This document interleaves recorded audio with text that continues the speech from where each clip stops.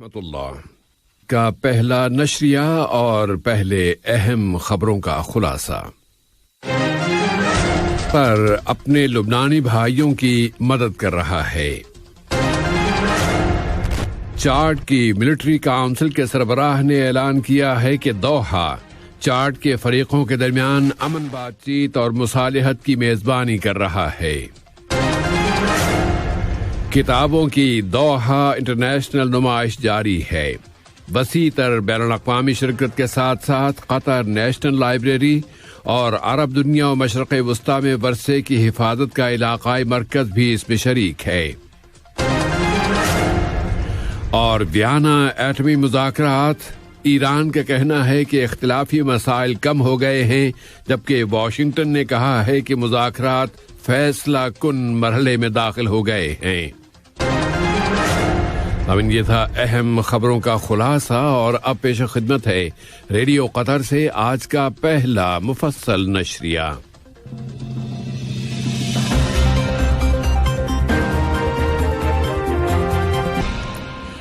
بسم اللہ الرحمن الرحیم۔ نشریے کا آغاز اس خبر سے کہ قطر اپنے لبنانی بھائیوں کی مدد کر رہا ہے۔ قطر کی امیری فضائیہ کا ایک طیارہ 70 ٹن غذائی امداد لے کر بیروت کے رفیق الحریری انٹرنیشنل ایئرپورٹ پر پہنچ گیا ہے۔ قطر نے اس بارے میں اعلان کر رکھا ہے کہ وہ ہر مہینے اور مکمل 1 سال تک لبنانی فوج کو یہ غذائی امداد فراہم کرتا رہے گا۔ قطر کی شرکت کے ساتھ برادر ملک سعودی عرب کے مشرقی علاقے میں خلیج عربی کی سیکیورٹی کی تیسری مشقیں شروع ہو گئی ہیں۔ خلیج کی کونسل برائے تعاون میں شامل ملکوں کی سیکیورٹی کے ادارے ان مشقوں میں شریک ہیں۔ ڈائیلاگ، بات چیت، امن اور استحکام کی مدد کے مستقل قطری موقفوں کی بنیاد پر چاڈ کی ملٹری کونسل کے سربراہ جناب محمد ادریس دیبی نے اعلان کیا ہے کہ قطر چاڈ کی مسلح تحریکوں کے درمیان عنقریب ڈائیلاگ اور بات چیت کی میزبانی کر رہا ہے۔ انہوں نے بتایا ہے کہ اس بات چیت کو شروع کرانے کی تیاریوں کے لیے اس وقت ان کے ملک کا ایک وفد دوحہ میں موجود ہے۔ اس بات چیت کا مقصد چاڈ میں امن اور مصالحت بحال کرانا ہے۔ کتابوں کی بین الاقوامی نمائش ان دنوں دوحہ میں جاری ہے۔ نمائش کی بہت سی سرگرمیوں میں مقامی، علاقائی اور عالمی ثقافتی ادارے شریک ہیں۔ وزیر ثقافت شیخ عبدالرحمن بن حمد آل ثانی نے کہا ہے کہ کتابوں کی دوحہ نمائش قطر میں مطالعے اور ہر گھر میں کتابوں کی موجودگی کے کلچر کو عام کرنے کا ایک ذریعہ ہے، اور اس کے ذریعے مختلف ثقافتوں اور کلچرز کے بارے میں آگہی حاصل کی جا سکتی ہے۔ ثقافتی سطح پر قطر کے مقام و مرتبے کے بین الاقوامی اعتراف میں سوسائٹیوں اور لائبریریوں کے انٹرنیشنل یونین اور قطر کی نیشنل لائبریری کے درمیان ایک سمجھوتا ہوا ہے، جس کی روح سے قطر کی نیشنل لائبریری عربی دنیا اور مشرق وسطی میں موروثی مواد اور ورثے کی حفاظت کے علاقائی مرکز کا کردار ادا کرے گی۔ کتابوں کی اس 31ویں نمائش میں خلیجی ملکوں کی شرکت بھی بہت نمایاں ہے، جو خلیجی ثقافتی تعاون کی تاکید ہے اور کونسل برائے تعاون کی ثقافتی، علمی، سائنسی کوششوں اور خلیجی کلچر کو متعارف کرانے کا بہترین ذریعہ ہے۔ ملک میں صحت کی تازہ ترین صورتحال پر نظر ڈالی جائے تو پتہ چلتا ہے کہ کورونا وائرس سے متاثر ہونے والوں کی تعداد میں قدرے کمی آئی ہے۔ وزارت صحت عامہ نے اعلان کیا ہے کہ ملک کی سوسائٹی میں ان متاثرین کے 3,394 نئے کیسز اور مسافروں میں 613 نئے کیسز رجسٹر ہوئے ہیں۔ ایک اور مریض چل بسا ہے اور مزید 2018 مریض اب صحت یاب ہو گئے ہیں۔ اس طرح ملک میں اب تک اس بیماری سے شفا پانے والوں کی کل تعداد 2,55,431 ہو گئی ہے۔ وزارت صحت عامہ کی جانب سے مسلسل پرزور انداز میں اپیل کی جا رہی ہے کہ ویکسین کی تیسری ڈوز حاصل کرنے کے اہل افراد کو کسی بھی تاخیر کے بغیر جلد از جلد یہ بوسٹر ڈوز لگوا لینی چاہیے، اور ملک کے متعلقہ اداروں نے سوسائٹی کے تمام افراد سے اپیل کی ہے کہ وہ اپنی اور دوسروں کی سلامتی کے لیے اس وبا سے بچاؤ کی غرض کے تمام تر حفاظتی اقدامات کی مکمل پابندی کریں۔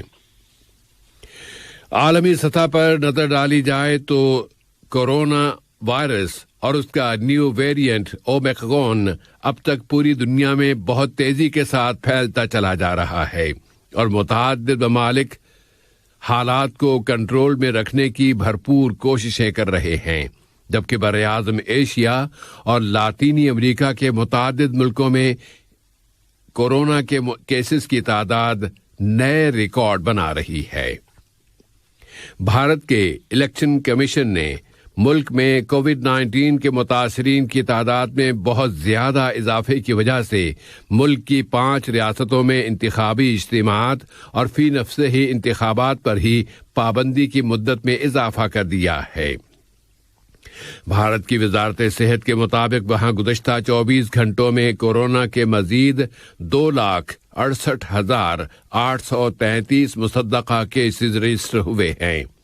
اس طرح انڈیا میں ان متاثرین کی تعداد 36.84 ملین ہو گئی ہے۔ اعلان کے مطابق کورونا کے مزید 402 مریض وفات پا گئے ہیں، جس کے بعد مرنے والوں کی تعداد 4,85,752 ہو گئی ہے۔ دوحہ سے صبح کا نشریہ جاری ہے۔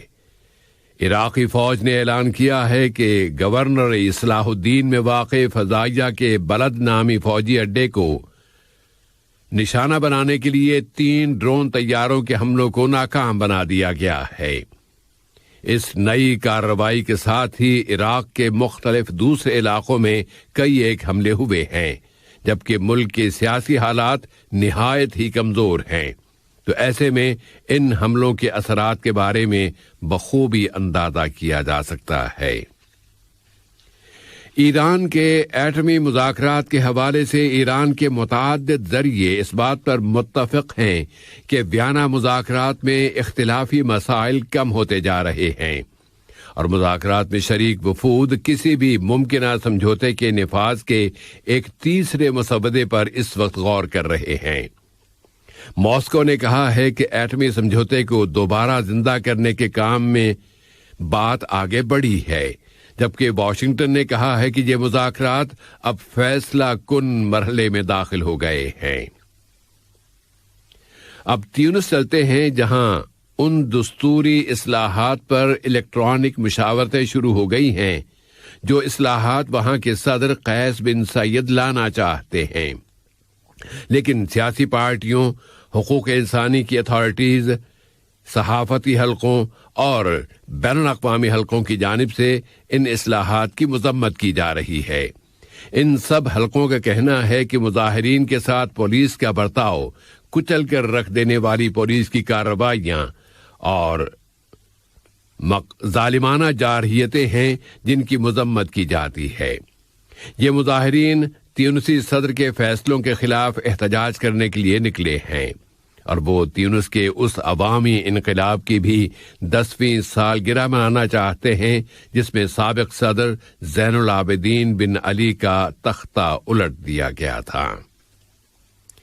قازقستان میں وہاں کی انتظامیہ نے اعلان کیا ہے کہ گزشتہ دنوں ہونے والے ہنگاموں میں 225 اشخاص ہلاک ہوئے ہیں، جبکہ زخمی ہونے والوں کی تعداد 4,600 تک پہنچ گئی ہے۔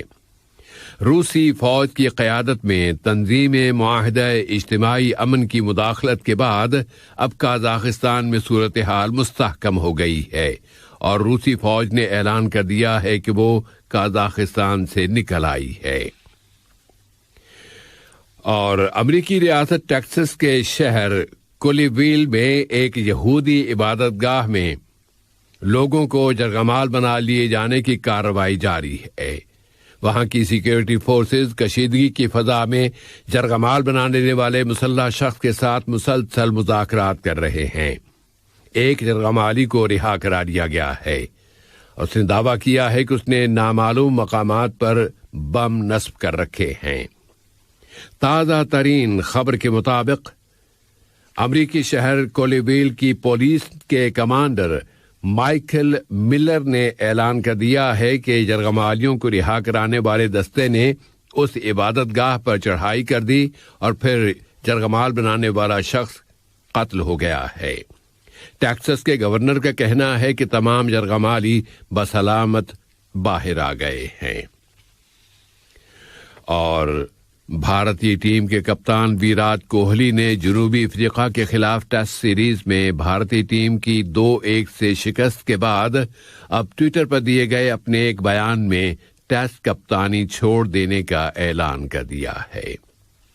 آج کا یہ نشریہ ختم ہونے سے قبل اہم خبروں کا خلاصہ ایک مرتبہ پھر سماعت فرما لیجیے۔ قطر اپنے لبنانی بھائیوں کی مدد کر رہا ہے۔ چاڈ کی ملٹری کونسل کے سربراہ نے اعلان کیا ہے کہ دوحہ چاڈ کے فریقوں کے درمیان امن بات چیت اور مصالحت کی میزبانی کر رہا ہے۔ کتابوں کی دوحہ بین الاقوامی نمائش جاری ہے۔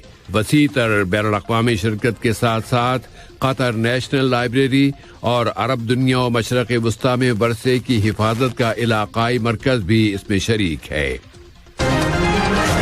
اور ویانا ایٹمی مذاکرات، ایران کا کہنا ہے کہ یہ اختلافی مسائل کم ہو گئے ہیں، جبکہ واشنگٹن کا کہنا ہے کہ مذاکرات فیصلہ کن مرحلے میں داخل ہو گئے ہیں۔ ریڈیو قطر سے آج کا پہلا نشریہ اپنے اختتام کو پہنچا۔